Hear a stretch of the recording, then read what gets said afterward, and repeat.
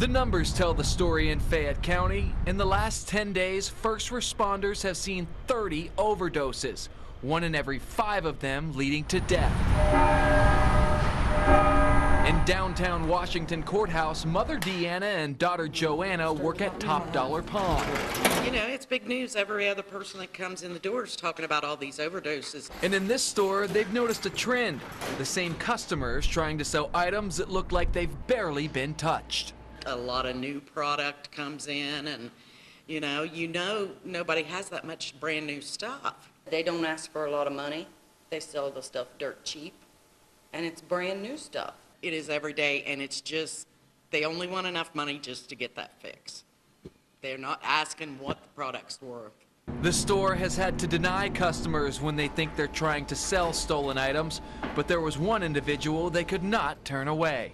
He was a good, well-grounded kid. He just got in with the wrong crowd. We harped at him, and finally he broke down and confessed to us. That confession led to rehab, and today the women say he's doing great. His mom came in and gave us a big hug and said, you know, she felt like that God led him here. Unfortunately, they don't believe the majority is following the same path. You get on the website for Fayette County, who's in jail, and every day, every month, it's the same people. It's the same people. It's like, do something with them. The Fayette County Sheriff's Office also telling us this evening that the drugs they use to reverse these overdoses are now in short supply because they're being administered so often. In Fayette County tonight, Matt Edwards, NBC4. 3rd Avenue and Mount Pleasant. Police say that's about where Reagan Tokes was kidnapped last Wednesday night before being raped and murdered in the coming hours. I just think it's horrible. Nancy Patzer has lived at that intersection since 1999.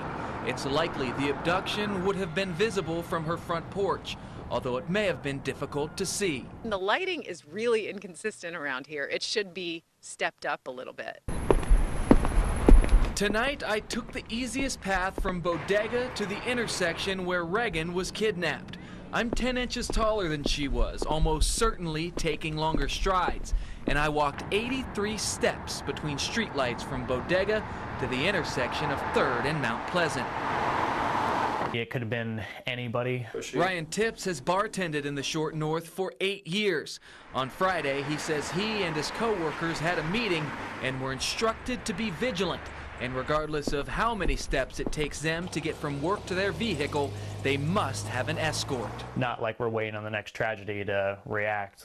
We're just kind of a part of a conditioned way of living of, no. You know, we're all in this together. The first shot across the bed was right there. The second shot after I heard him shoot my wife, I grabbed him to take him away from there, trying to protect her. He shot me right there, between the eyes. Norman Stout survived being shot twice in the head when 2 men broke into his home in 1984. His wife, Mary Jane, did not. My wife was there. I wanted, above all, to protect her, which I failed to do, which bothers me to this day. Later that year, Clyde Wesley was sentenced to life in prison for his role in Mary Jane's murder. John Stumpf was also convicted for the murder and sentenced to be executed. That execution has yet to take place. Now is the time to do it.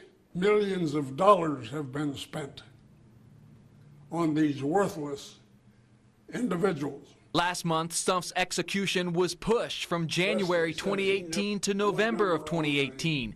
This delay caused by Ohio's inability to find lethal injection drugs that are also considered constitutional. It has to be the most embarrassing thing in the world for these people to read in the newspaper that they can't find a chemical acceptable to kill someone that has killed another individual. Now 87 and still waiting for justice more than 3 decades later, Norman worries he'll never witness the justice his wife deserves. It's possible I'll be around, but there's also a good chance I won't. He may be the greatest golfer of all time. You win. Give me 5. But at this game, 6-year-old Alex had the edge on Jack Nicklaus. Alex is one of 8 nationwide Children's Hospital patient champions who got the VIP treatment at Muirfield on Wednesday. I've had fun. It was better than field day. Better than field day. After mingling with the Golden Bear and Greg Norman, it was milkshake time. They were so good.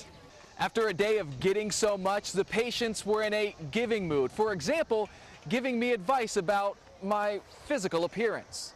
You should start getting beard that goes all the way down to your shoes. You look old. When is your birthday?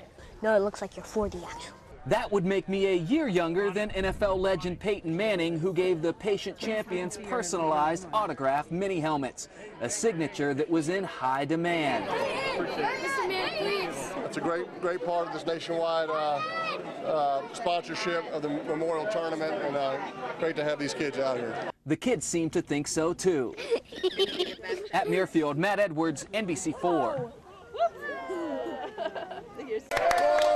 There's a lot to be excited about at Pickerington Central. The Tigers are loaded, and their centerpiece is a head above the competition, giving them plenty of reason to cheer.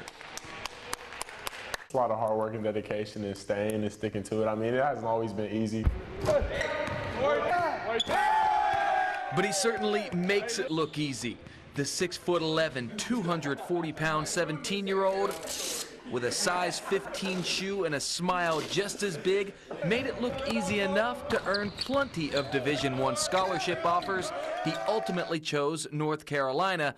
But this little boy wasn't always a fan of Tar Heel Blue. Yeah, I don't know if I want to say this on TV or not, but when I was younger, I kind of liked Duke. But then when North Carolina came in, it's starting to sink in now. The rivalry, to me, hasn't really sunk in yet, but I think it will. One school that did not offer Manly was Ohio State. I mean, it did cross my mind a little bit, but I would have loved to play for my hometown. They liked Sterling a lot, but it was kind of late in the process, and Sterling felt he had a better opportunity to go some other places that they didn't have, a big man already come in. The Buckeyes already have Westerville South Center and Sterling's good friend Caleb Wesson committed in the class. Once you find that school, once you say, this is where I want to be, there's really no turning back after that. Chapel Hill will stay put. In the meantime, Sterling will showcase his talents in Pickerington, where his team will look up to him in more ways than one in 2016. More work, y'all. More work to do on 3. 1, 2, 3. More work to do.